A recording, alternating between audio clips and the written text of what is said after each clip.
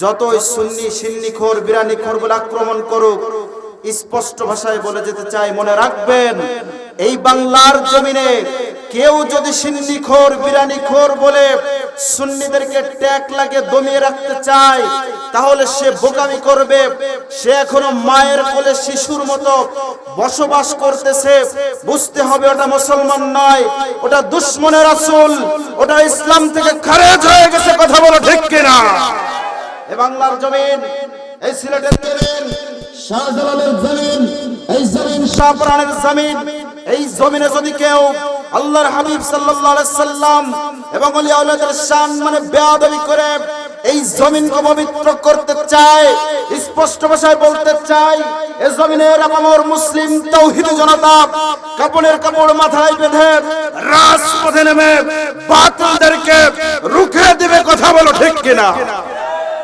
সুতরাং আল্লাহর হাবিবের শান নিয়ে কেউ কটাক্ষ করলে আমরা ছেড়ে দিব না। রাজনৈতিক কোনো আলোচনা এখানে চলবে, কিন্তু যদি নূর নবী সাল্লাল্লাহু আলাইহি ওয়াসাল্লামের শানের উপরে কেউ আঘাত করে তাহলে আমরা ছেড়ে কথা বলবো না। আল্লাহর নবী নূর নবী সাল্লাল্লাহু আলাইহি ওয়াসাল্লাম যখন এই কোরআনের দাওয়াতগুলো মানুষের মাঝে দিতে লাগলো, পৌঁছাইতে লাগলো, মক্কার একদল কাফের বেঈমানের দল আবু জাহল, আবু লাহাব, উতবা, শায়বা, ওয়ালিদ ইবনে মুগিরা আমার নবীকে কটাক্ষ করে, আমার নবীকে আঘাত দেয়, আমার নবীকে দাওয়াত দিতে বাধা প্রদান করে।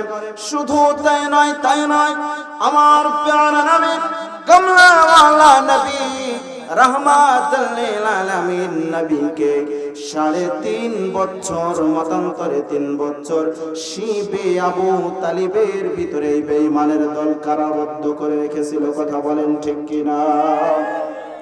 কিন্তু আল্লাহ তাআলা বললেন, হাবিব, ওরা আপনার বিরুদ্ধে যতই ষড়যন্ত্র করুক আর যতই অপপ্রচার করুক, ওরা করবে অপপ্রচার, আমি আল্লাহ তাআলা এটাকে বানিয়ে দিব প্রচার।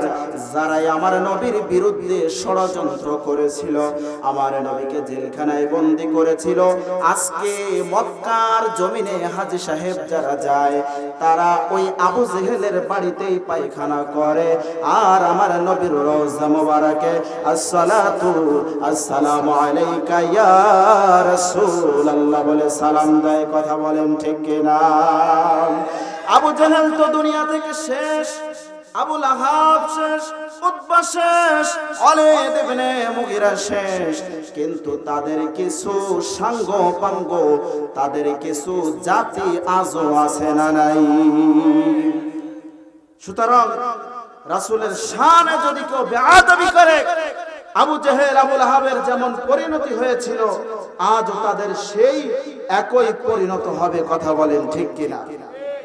শুধু তাই নয়, আমার দয়াল নবী সাল্লাল্লাহু আলাইহি ওয়াসাল্লাম জেলখানা থেকে বের হওয়ার পরে কাফের বেঈমানদের নির্যাতনে আমার আল্লাহ বললেন, হাবিব, আপনার হিজরত করতে হবে। কি করতে হবে?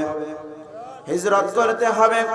মার নবী সাল্লাল্লাহু আলাইহি ওয়াসাল্লাম আবু বকর সিদ্দিক আকবর রাদিয়াল্লাহু তাআলা আনহুকে বললেন, রে আবু বকর, আমি নবীর সঙ্গে হিজরত করতে হবে তোমার। আবু বকর বলে, ইয়া রাসূলুল্লাহ, আপনার এত সাহাবী, আপনার এত নওজোয়ান যুবক সাহাবী থাকতে নবী, আমি বৃদ্ধ আবু বকরকে আপনি পছন্দ করেছেন। ইয়া রাসূলুল্লাহ, ইয়া হাবিবাল্লাহ, আমি আবু বকরের থেকে সৌভাগ্যবান আর কেউ হতে পারে না। বলেন না সুবহানাল্লাহ।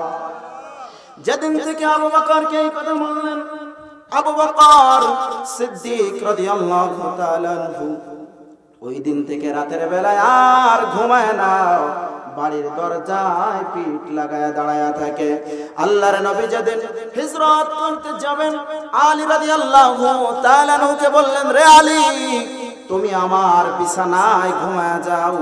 আলী রাদিয়াল্লাহু তাআলা আনহু জানতেন যদি কাফেররা রাসূলুল্লাহকে না পায় আমাকে হত্যা করতে পারে, কিন্তু হযরত আলী এত ভালোবাসতেন আমার দয়াল নবীজিকে, নিজের জীবনটা বিলিয়ে দিত, এক সেকেন্ড চিন্তা করতো না। বলেন না সুবহানাল্লাহ।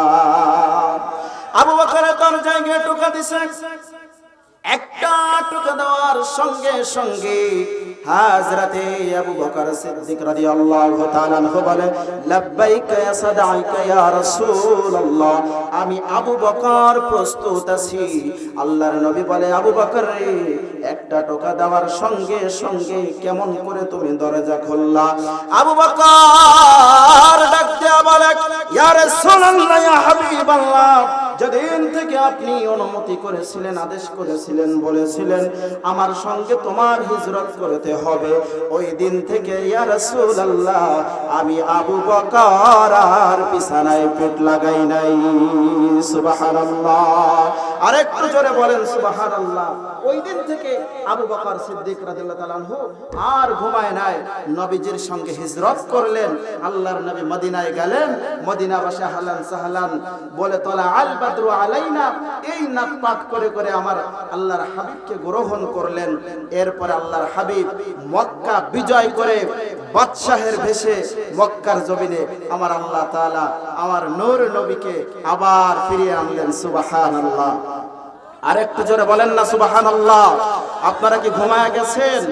একটু দেখতে চাই। নারায়ে তাকবীর, নারায়ে তাকবীর, নারায়ে রিসালাত, নারায়ে রিসালাত।